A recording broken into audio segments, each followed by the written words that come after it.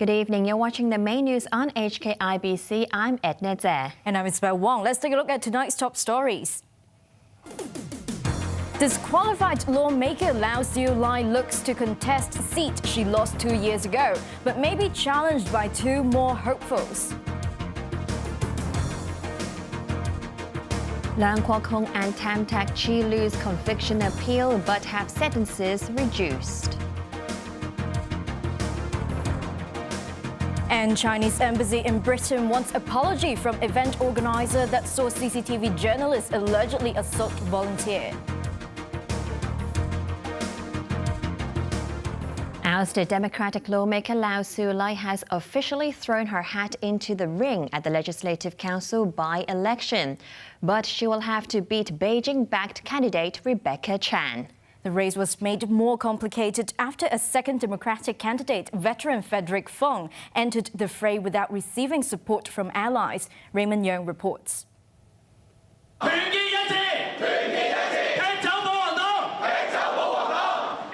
A star-studded lineup of former and current Democratic lawmakers rallied behind Lau Siu Lai as she submitted her nomination form for the Legislative Council by-election next month. Lau is seeking to pick up from where she left off.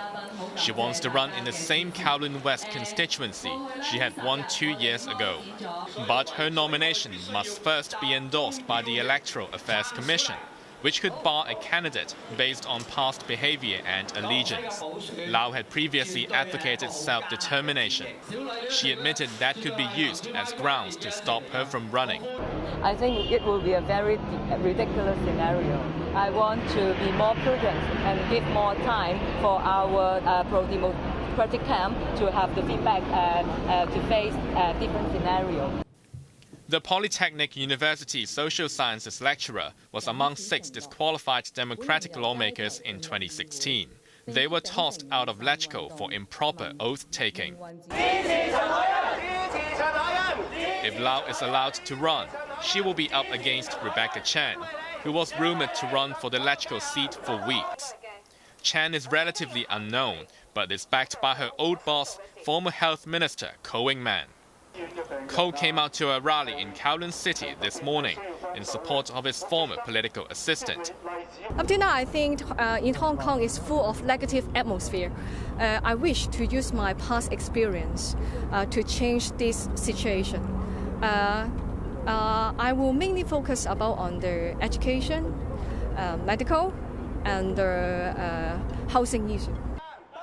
Despite also receiving backing from another pro-establishment figure, DAB lawmaker Vincent Chang, Chan stressed she shouldn't be regarded as a pro-Beijing candidate. She hoped to raise $1.1 million through crowdfunding to bankroll her campaign. But if you thought this was just a two-horse race, think again. 6-time lawmaker Frederick Fong has decided to enter the fray, despite not earning an endorsement from any Democratic ally, including his former party, the ADPL. But the 65-year-old said he only planned on being a so-called Plan B.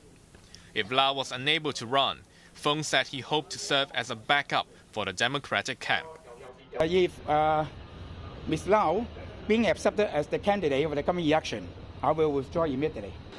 But he did not say why he went back on his word after earlier stating that he would never run for LegCo again, following a spate of defeats. Raymond Yeung, HKIBC. Former lawmaker Leung Kwok-hung and activist Tam Tak-chi lost their appeal to have their convictions quashed over disrupting an inter-school debating event 3 years ago. But the pair were successful in having their sentences reduced. Yu Pin reports. 3 years ago, former legislator Leung Kwok-hung and activist Tam Tak-chi staged a protest directed at then Chief Secretary Carrie Lam at Queen Elizabeth Stadium in Wan Chai. Lam was an invited guest to an inter-school debating competition organized by media company Seng Tao.